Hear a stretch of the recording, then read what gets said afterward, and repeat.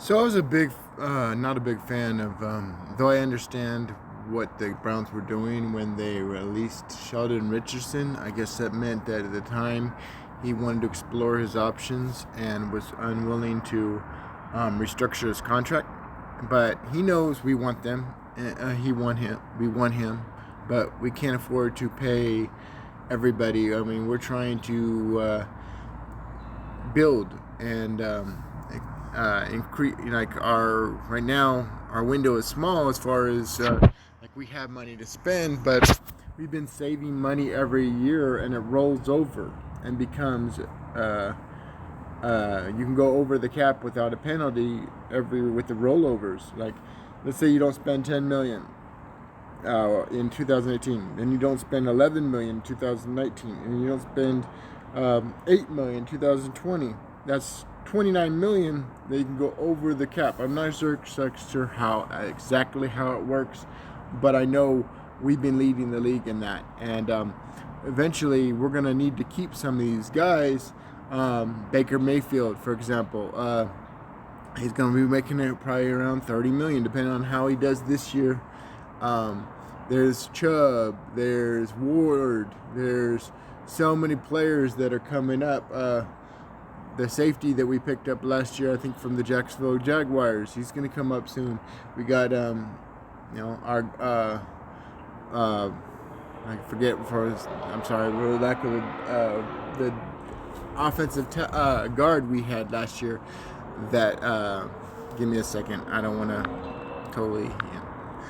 I'm blocking on his name this year, but but he was number one in Pro Football Focus as far as blocking. As far as pass blocking and run blocking, he was number one overall. Wyatt Teller, thank you.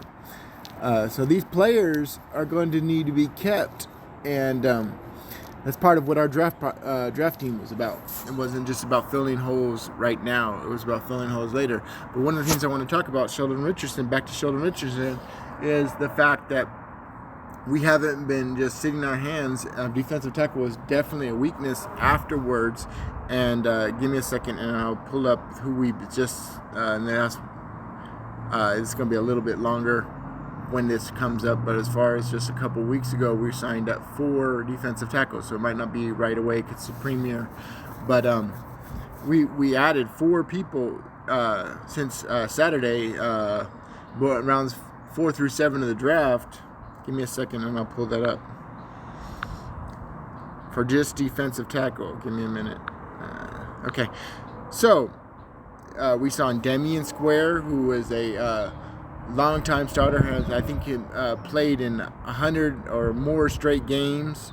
We have signed Malik McDowell, Marvin Wilson, and then we drafted Tommy Togiai out of Ohio State.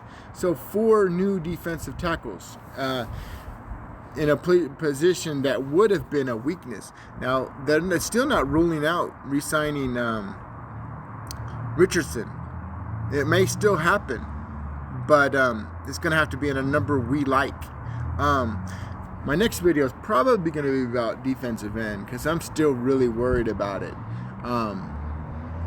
Even after a lot of people don't talk about the defensive end we got out from the Miami Dolphins last year. That was a 5th round draft pick. We obviously, have made some moves. You got a good defensive end out of from the Atlanta Falcons, even though he has injury history. I just don't know if we have enough depth right now, especially with injuries, and enough help for Myles Garrett.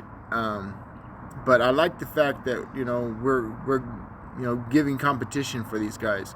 But I think we need to do more, and we'll talk about that hopefully in the next video. Again, some of these videos aren't going to come right away. They'll be recorded and then put later. Want to try to do stuff to work with YouTube's algorithm, but when you do see it, they may not be. I might have recorded a couple weeks ago or a month ago, but I'm trying to grow my channel. I lost a lot of people, and I appreciate if you do me a favor, like, share, subscribe, comment, because I lost years and years of my last channel. They just took it. YouTube just took it down. So if you can talk to people about this, I will get better, and I'll try to upload videos every day, even though you might not see it right away. Once I get going, you'll start seeing content all the time, but the content may have been from a month ago. And once I start really going, obviously I'll move away from that. But I have to do something to try to work within their parameters. Anyways, this is JJ Solly, aka John Solly, aka your friendly neighborhood Solly man. And let's go, before I close here, let's look at our depth chart right now. So I want to talk about defensive tackle. Hold on. Depth chart. Hold on. Give me a second. I don't know why it does this periods. I have big depth chart. Okay, that's not what I was looking for. Give me a second. Bear with me.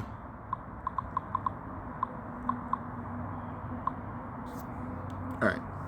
So I want to talk about the defensive tackle, especially. Give me a second.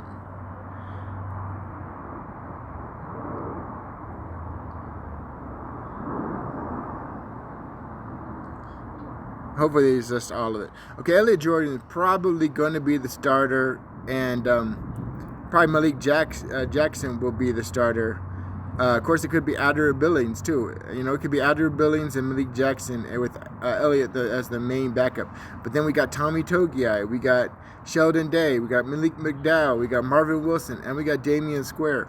There are now 8 different defensive tackles. Obviously you can keep 90 players right now, but I like it. Rookie minicamp and training camp coming up. Let's press the people and make sure we get our best guys out there. Anyways, what do you think about our defensive tackle depth chart? And what do you think about our what are your initial thoughts before I put up my video about the defensive line? Is it strong enough, especially with our injury history? Obviously our biggest signing was Jadeveon Clowney for 1 year, but even Jadeveon Clowney and Takk McKinley have injury history, and they're only 1-year deals. A lot of people, they don't talk about Augustin Porter and Curtis Weaver. Do you think we have enough defensive in depth? Anyways, this is your boy JJ Solly, aka John Solly, aka yo friendly neighborhood Solly man with your Cleveland Brown news. Have a good one, and I'm out. Peace.